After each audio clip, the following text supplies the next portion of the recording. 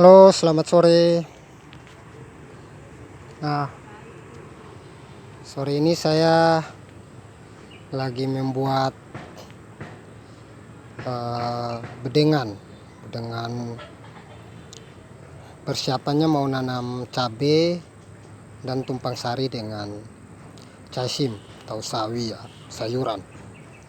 Kebetulan di lahan ini memang di bawah kurang kena terik matahari ya, karena ada kelapa, kemudian ada nangka, kemudian ada mangga. Cuman saya manfaatkan lahan yang ada.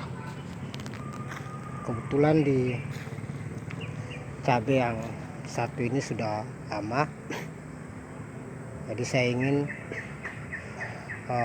membuat video singkat tentang mengolah tanah dengan metode yang paling sederhana. Nah teman-teman, ini sebenarnya metode yang tidak jauh berbeda dengan cara mengolah tanah sebelumnya, tapi ini lebih simpel di video-video saya di channel Kebun Organik Kota Ternate. Nah ini setelah saya membuat 3 bedengan. Jadi perhitungannya di bedengan yang ini bisa saya isi 3 cabai berbaris, kemudian panjangnya atas dan bawah 5. Jadi satu bedengan ini bisa 15 cabai, ini bisa 15 cabai, kemudian yang ini bisa 12 cabai. Nah setelah saya mengolah tanah sejak pagi tadi hingga sore, kemudian saya gemburkan di tengahnya. Setelah itu saya memberikan kompos. Jadi ini kompos hasil ayakan, halusnya saya pisahkan, dan yang kasarnya saya hamburkan ke sini. Nah setelah dihamburkan begini, bisa saja ditutupi dengan rumput yang dicabut kemudian dicacah halus, ditutupi, ataupun ditutupi dengan tanah di atasnya, biar mikroorganisme bisa mendapatkan tempat yang lembab untuk berkembang di situ, untuk membudidayakan mikroorganisme. Nah setelah ini saya akan menutup dengan tanah, dan saya akan memberikan arang bakaran kayu, termasuk abu ya, abu bakaran. Arang itu penting sekali teman-teman, karena manfaatnya arang itu dia bisa menjadi rumah bagi mikroorganisme. Kemudian dia bisa menyerap air, menyimpan air, kemudian bisa menetralisir racun bahan organik yang belum bisa diterima oleh akar tanaman. Kemudian dia bisa menjadi tabungan nutrisi unsur hara bagi tanaman. Bila teman-teman tak punya banyak kompos misalnya, atau tak punya banyak arang misalnya, teman-teman bisa menggunakan sistem tanam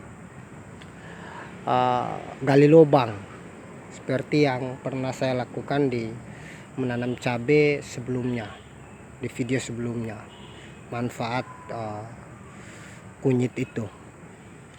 Nah teman-teman bisa membuat lubang, sesuaikan dengan cabai yang mau ditanam. Kemudian di dalam lubang itu diisi kompos 1 genggam, arang 1 genggam, abu bakaran kayu 1 genggam.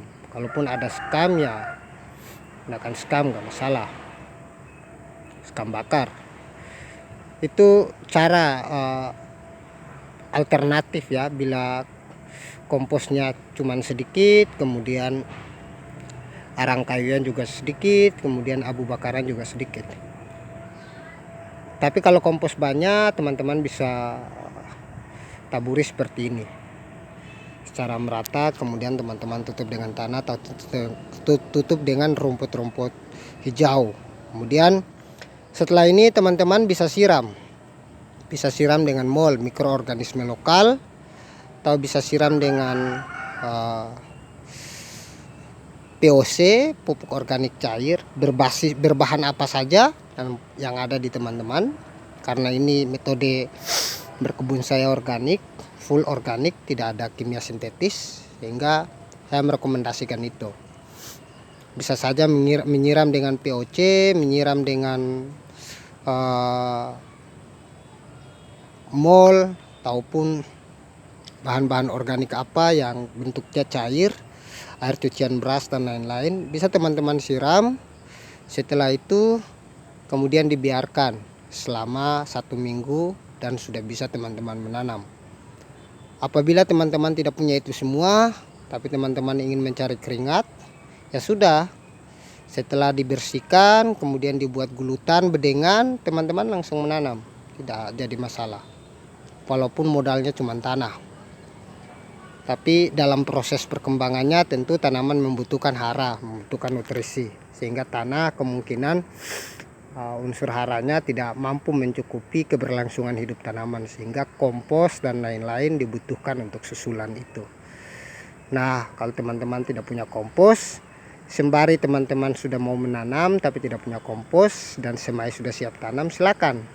Nanti setelahnya itu teman-teman belajar membuat kompos, termasuk bisa saja dengan metode yang sama tapi menjamin pertumbuhan. Apa yang tadi saya jelaskan itu ada buktinya. Misalnya teman-teman bisa lihat di belakang saya ini tanaman cabai. Ini misalnya satu pohon ya, itu pohon yang tumbuh sendiri. Saya baru lihat setelah dibersihkan tadi. Ini tanaman cabai yang modalnya cuma air. Ini bisa sampai ke sini.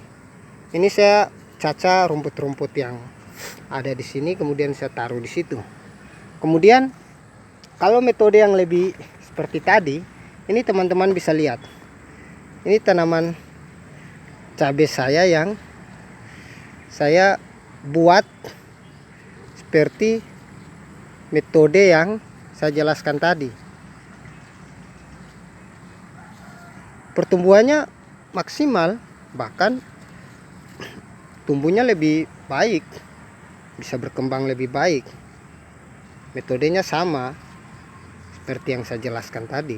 Di lubang tanam dikasih kompos, kemudian arang, kemudian abu dan lain-lain. Nah, hasilnya seperti ini.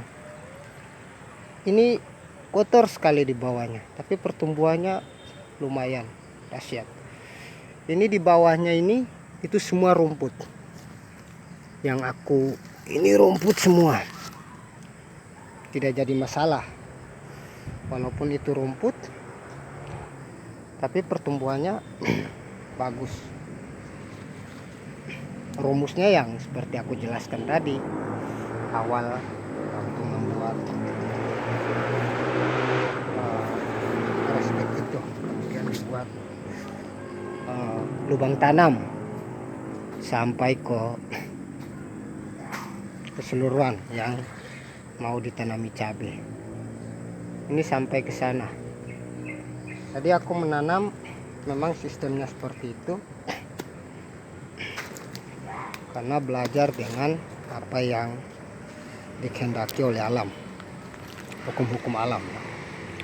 Nah, ini contoh yang tadi saya jelaskan ke teman-teman itu,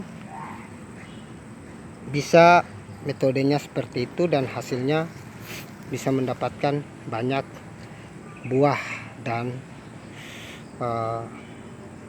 banyak bunga yang cukup lumayan kalau cuman sekedar kebutuhan di dapur ya, tidak habis berbulan-bulan makan hasilnya. Ini sampai di bawah semuanya. Ini padat karena aku menanam tidak terlalu patokan sama jarak, jadi aku tanam padat seperti ini, tapi hasilnya lumayan. Nah, awalnya raised bed seperti ini, awalnya seperti ini. Setelah itu saya buat lubang tanam, saya kasih rumput-rumput seperti ini di bawahnya. Ini rumput semua, baik yang kering, yang sudah lapuk, maupun yang basah, daun pisang, hasil bersih-bersih sereh, kemudian daun nangka, daun mangga, gulma yang lain, banyak sekali saya kasih. Tapi tidak masalah karena tidak ada kendala terhadap cabai. Bahkan setelah aku amati, jarang hama, trip, tungau, kutu kebul, bule, kemudian antraknosa, patek, lalat buah jarang mendekati di cabai saya ini. Nah, kemungkinan POC-nya juga berbasis pestisida yang bau menyegat, kemudian pahit, ada kandungan racunnya, replan, nolak, kemudian ada juga sebagai POC-nya. Jadi spray, kemudian dikocor, kemudian dikasih rumput-rumput di bawah itu atau sereh dan lain-lain yang ada kandungan minyak sirinya yang membuat tanaman bisa bertahan dengan situasi seperti itu tanpa diberikan pencegahan lalat buah ataupun ya kalau pestisida dikasih pestisida yang alami, sirsak, daun pepaya, kemudian bawang putih, bawang merah, sereh, lengkuas, kunyit dan lain-lain, banyak, tahu tembakau. Nah, itu yang saya lakukan, teman-teman. Juga bunganya itu kemungkinan yang bikin banyak bunga, kemungkinan ada penyerbukan ya. Ada penyerbukan yang dilakukan oleh bantuan hewan yang lain. Karena itu saya biasakan menanam bunga di sekeliling jalan cabai ini untuk penyerbukan tanaman, juga menjadi refugium, menjaga tanaman dengan bunga, menjaga tanaman dengan tanaman ya. Ada dua hal, satu menjadi refugium, yang kedua untuk mempercepat pembungaan dan pembuahan karena dibantu oleh kumbang, kupu-kupu dan lain-lain, lebah dan lain-lain. Makanya aku menanam bunga banyak, saking banyaknya tidak tertata dengan rapi, baru aku bersihkan di sini ya. Nah, ini di samping cabai juga aku menanam bunga matahari. Akhirnya sasarannya adalah bunga untuk diambil oleh, diminati oleh hewan, diminati oleh hama. Tahu mereka menjaga rantai makanan mereka sendiri. Oke teman-teman, semoga video singkat ini bermanfaat bagi teman-teman.